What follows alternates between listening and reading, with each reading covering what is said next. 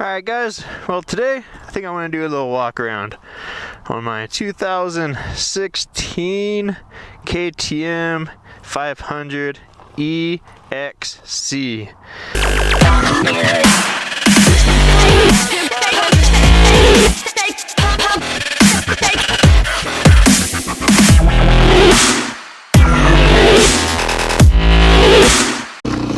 What's going on, you fellow nerds? Welcome back to another episode of Riding Nerdy. It is a beautiful, beautiful sunny day here in Las Cruces, New Mexico. The weather is perfect for riding. Maybe a little bit warm, but you know what? You just gotta ride a little bit, start sweating, and then bam, air conditioner. So I am not complaining. Alright guys, well today I think I want to do a little walk around on my 2016 KTM 500 EXC. It's my first dual sport bike. I came from strictly motocross, rode nothing but motocrossers before, so this review on this dual sport bike will be coming from someone with race experience, only motocross bikes. So I don't know how other dual sport bikes go, but I knew that they weren't for me. Seeing all the other ones, they just weren't for my riding style. They weren't stiff enough suspension, they weren't fast enough, not enough power. When I saw my first EXC, I was like, this bike's perfect. You know, it can do anything and everything that a motocross bike can do, but it's street legal, so I think it's pretty awesome. I have, so far, the miles are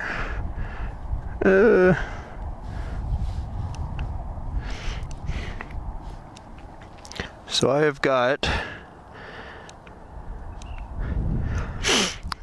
73 hours on the bike. That's it.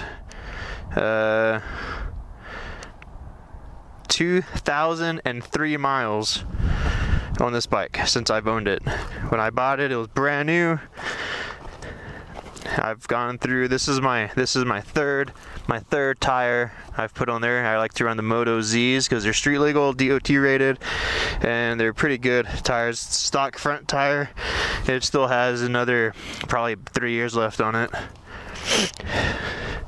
You know, I ride this thing hard. Forks. I haven't blown any seals yet. I've got the specialized box canyon headlight there. I can keep stuff in there if I need to. That's why it's open like that, you know, because I don't have bags on this bike, but I've got a little pocket right there if I want to keep my wallet or, you know, whatever I want to keep in there. I can just throw it in there. I don't have a skid plate. You know, they just slow you down. You know, skidding on the ground all the time. They just slow you down. You don't need them. Stock everything. Stock sprockets. I did modify and get a new license plate holder because I didn't like the one that came down all stupid with the blinkers that came out 50 feet. I wanted it to feel and look more like a motocrosser. I've got the hand guards that have the embedded blinkers on the front. I've got this mirror that, because I didn't like the stock ones that came up and out, and they fucking broke off right away anyways. So far I am loving this bike. So here's where the air filter is right here. You know, I cleaned it about, I don't know, I think I cleaned it after I bought it once. You don't really need to clean those things all the time, you know. Just whenever, you know, like rats start living in there and shit, and then it's, yeah, okay, it might be time to clean it. Stock chain, it's an O-ring chain. You know, I've only actually adjusted this thing once, so stretch is actually real minimal. It hasn't stretched much at all. It's probably time for me to tighten it, but yeah, whatever. The power is awesome. You know, it's a lot more broad than a motocross bike, but it's not a big deal. It's actually really good for desert. I do this thing, I use this thing for mainly desert riding, hauling ass through the desert. It's perfect. I think I'd go faster on this bike than I did on my motocrosser. The suspension is softer, but it actually works better for the whoops, I think. For the sand whoops, the high-speed sand whoops, I think the softer suspension works better. It doesn't bounce you around, although it bottoms out super hard trying to jump it. But it doesn't stop me from jumping it, and it's still stock suspension. I haven't messed with really into clickers. I think I went a little bit stiffer on the compression. I think I kept the rebound stock, but I haven't adjusted the coil, haven't set sag. Typically, I'm 165 pounds, and that's most of the time about how the stock bikes are set for. So yeah, man, I love this bike. Oh, top speed, when it was still new, the fastest I got this thing up was like 103 on a dirt road. It has like a highway gear on it, and no matter how fast you're going in fifth, like once you click up into sixth, it'll start bogging.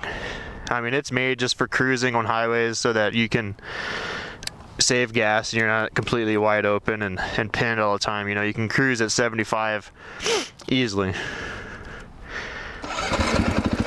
Still starts up good.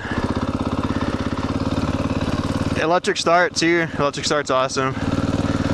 Got this button right here. I think that's for like a muzzle loader or something. It's got like a gun. It's only one time shot. You gotta reload it with gunpowder and pack it, you know, and put the BBs in there and the cotton, whatever. I don't know. I shot it one time at my friend in front of me, and I just never got it loaded back up. I don't even know what that button's for, really. I mean, because I don't even know where the fucking gun is. Stupid. Huh. I don't know. This one's like, I don't know, what the fuck is that button? It's like Grateful Dead or something. You see that? It's like a Grateful Dead button. Fucking crazy shit. Huh. This one's so like, it's like your bullet, when you shoot the bullet kind of goes down, it droops. So you can shoot like, I don't know if you can see it good. So you can shoot out, and then it's like a directional bullet and it goes down. This one, the top one like that, and so the bullet goes perfectly straight. The bullet goes perfectly straight when it's on the top one. But as I said, I haven't reloaded it, so I don't even know what the hell I have it for. I should just take off that whole thing. So, handling on this bike, let's see here. There's like a little whoop section back here that's kind of cool. So it handles whoops great, man. This thing is solid. I've never gotten head shake. Never gotten real loose. I mean, I've had some pretty sketchy situations where I thought I was gonna crash and I just give it gas and it pulls through it.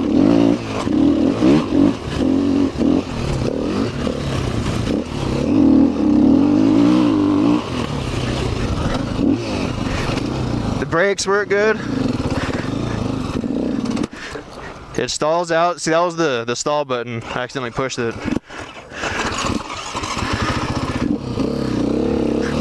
I don't know if you heard it. It was like clank.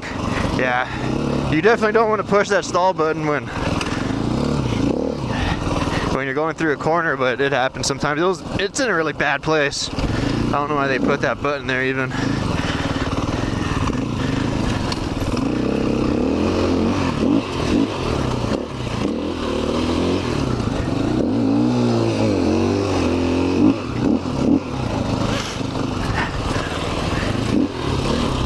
So, you're gonna ask me if you can jump this bike? Yeah, you can jump this bike.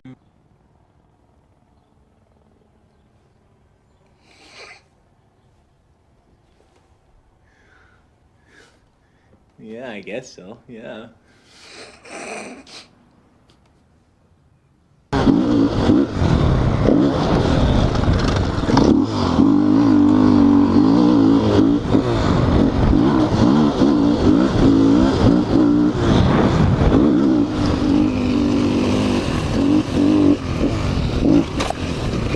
And that time I overjumped just a little bit. My front tire landed on the up part coming up and you could hear it dink, but I don't think I bottomed out all the way. It handles it pretty good. No problem at all. So, stock grips. Also, these are the grips that it came with. I had to cut the ends off to put on these bark busters, but stock grips. I don't usually go through grips anyways because I don't usually crash much. I usually wear holes in the where my thumbs grab onto before I break them anyways.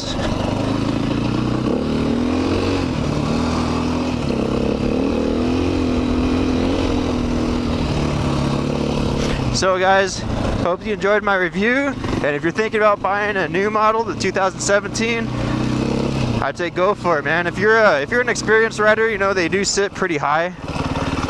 And see, I'm 5'10", and I don't know, I can't sit flat-footed. I guess I can. It's about flat-footed, but even if it's too tall for you, you know, all you need is put one foot on the ground, tippy toe. That's all you need. You don't need to be able to sit on the ground or have your feet flat on the ground. You don't need that, but you know, I'd say I love this bike. If you're coming from motocross and think about getting a dual sport, the KTM EXC 500 is definitely the way to go. Definitely, it's an awesome bike, and it's definitely capable of anything you can throw at it. Peace. Have a good one, mate.